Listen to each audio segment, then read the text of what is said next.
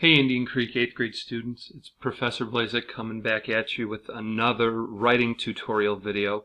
In this video we're going to be looking at the evidence chart for your essay on the short story, The Ones Who Walk Away from Omelas. So if we look at your topic, we see that it says, in The Ones Who Walk Away from Omelas, readers are told about an imagined utopia that has a child who is the city's one terrible flaw. In an expository essay, explain the role this one child plays for the city of Omelas.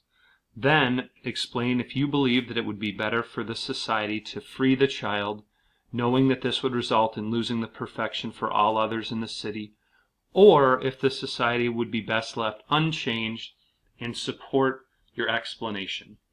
Now, as we go through writing on your evidence chart, you'll notice that it is very similar to the evidence chart that we used for your social studies writing assignment on the Civil War.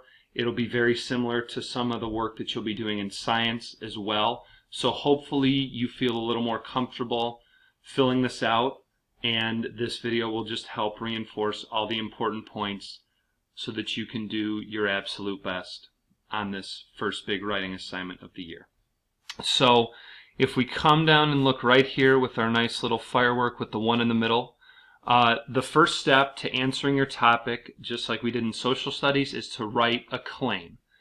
Now your claim should be your answer to the topic above, and if you look back at the topic, there are really two parts that the topic requires you to answer. The first that your claim must explain is the role that the child plays, and then if it would be better to free the child or leave it in prison. So you need to make sure that your claim covers both of those requirements, and so it should take more than one sentence in all likelihood, just because you want to make sure that you cover both sides of your claim really well. So let's jump right into it and write down our claim.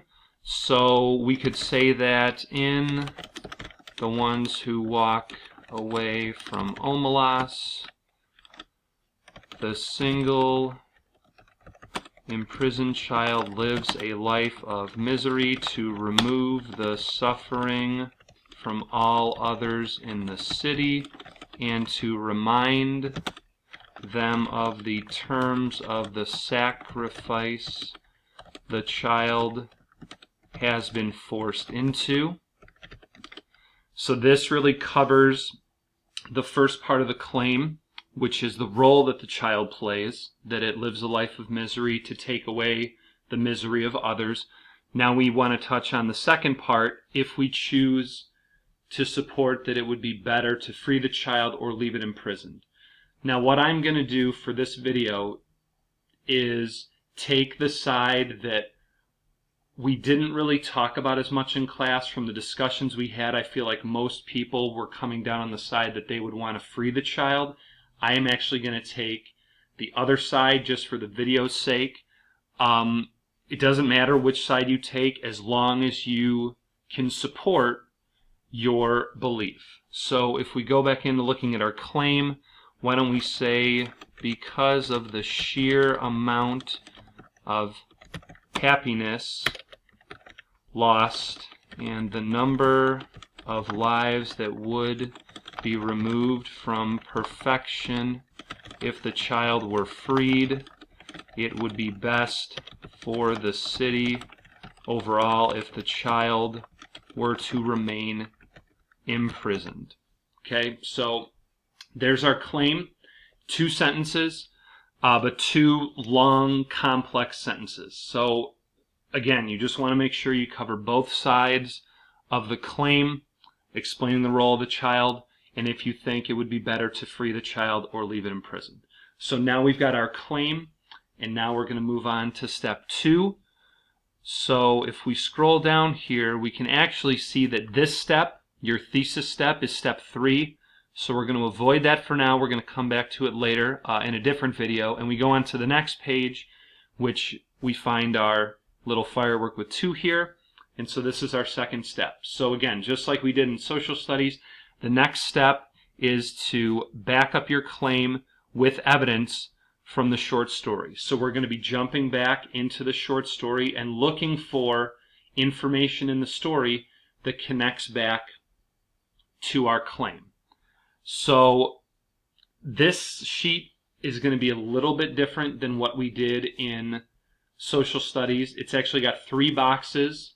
You can see evidence and support are the same, but then we have a third box, which is your lead-in, which is actually the last box you're going to fill out. And what your lead-in is just a brief explanation or preview into your evidence, because what you don't want to do when you're writing is just drop pieces of evidence from a story without previewing them, because for a reader it'll just make your writing seem very choppy.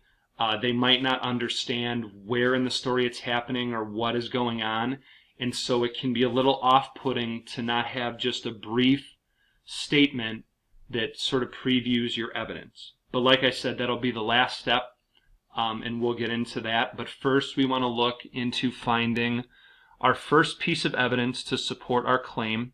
And so remember, the first part of our claim was that the child's suffering sort of takes away the suffering from everybody else in the city. So if we jump into our story here, and we can take this first blue highlighted section, which talks about everything that relies upon this child's abominable misery. And we can choose that as our first piece of evidence. We can come back to our chart and we'll punch it in. It's a little too big, so why don't we size it down a little bit just so it all fits in the box. And so now we've got our first piece of evidence, but you can see that this is really a lot of writing and really too much to include as one whole piece of evidence in your essay, because you want your essay to be mainly driven by your writing and your idea, and you want to use your evidence to support your ideas. So if you make your essay too much from the story, it throws off the balance and it really takes away from the power of your writing. So if you have a piece of evidence that's like this, that's just a little too big, what you can do is just pick and choose what information you want to include and then cut the rest out. So because we said that this piece of evidence is basically repeating all the things that rely on this child's misery, let's say we want to take this middle section here out, and then what you can do is if you put 3 periods, which is called an ellipsis, this shows your reader that there is information in the story between friendships and the kindly weathers of their skies, but it's not important to what you're trying to say. That you've basically just included what you need and just cut that little bit of extra information out. So now our piece of evidence is much shorter, and now we want to write our support, which, remember, your support connects your piece of evidence back to your claims. So you want to show how this piece of evidence relates to the fact that the city relies on the child. So your support for this piece of evidence could be something like, without the child, the city would have none of the things that make it perfect, as areas as complex and varied as friendships and weather are defined by the child's suffering. So your support touches on everything that comes in your piece of evidence, and it all relates back to your claim. You say that the city wouldn't have anything about it that makes it perfect, and you show the reader just how big of a scope that child's suffering impacts, because it affects everything from friendships to weather, and so it again connects for your reader just how important this child's role is in the city. So now the last step for each piece of evidence is to come over here to write your lead-in. Now, your lead-in, again, does not have to be super long. It's just a preview into your piece of evidence to just introduce it to your reader. So for this first piece of evidence, you could say something as simple as, the citizens of Omelas come to realize, and then you would jump right into your piece of evidence. So they come to realize their happiness, the beauty of their city, etc., depend wholly on this child's abominable misery. So you could just use this in your essay to introduce your evidence, and it'll make it flow really nicely for your reader. Okay, so now we've got one piece of evidence down. Let's jump back into our story and find another one. So what we have highlighted here, the second blue highlighted part, is what would happen if there was any kindness shown to the child. So let's say we want to use that for our piece of evidence. We can paste it right in here. Again, we'll throw quotation marks around it to show that it's from the story. And if the child were shown any kindness or freed, essentially Omelas would fall apart. So now again, we want to write our support. So you could say that an immediate fall from grace would follow any change to the child's situation, as its life must only be defined by misery for all others of Omelas to prosper. So again, if the child were to be freed, everything falls apart, your support connects your evidence right back to your claim, and now we want to write a lead-in for this piece of evidence. Again, doesn't have to be anything super complicated, just something to introduce it. So you could say, were the child given freedom, food, or comfort, and then in that day and hour all the prosperity and beauty of Omelas would wither and be destroyed. Connects right into your piece of evidence and makes your writing flow that much more smoothly. Now, I don't want to just stick with one part of the claim to find evidence for, because we want to make sure we're supporting both.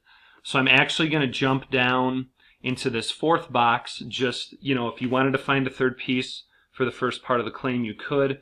But for these bottom two at least, you should try and find information from the story that connects to your second part of your claim, which is whether or not it would be better to free the child. So if we jump back into our story, and we can actually take this first yellow highlighted bit, which says to throw away the happiness of thousands for the chance of the happiness of one, which is what would happen if they were to free the child.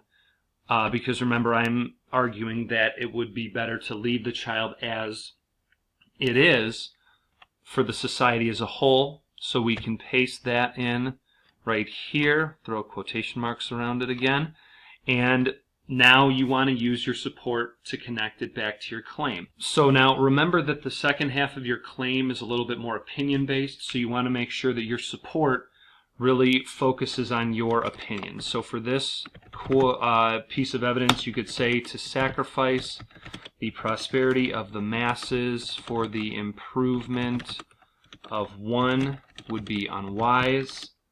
In terms of goodness lost versus goodness gained, freeing the child would result in a far greater loss for the city of Omelas. So this, again, allows your opinion to shine through. It's taking one side of the issue and also connecting back to your claim. Now you just want to write one more lead-in. So you could say, to choose to free this single suffering child would mean to throw away the happiness of thousands for the chance of the happiness of one. So again, your lead-in, just a little preview for your reader, and helps your writing flow much better.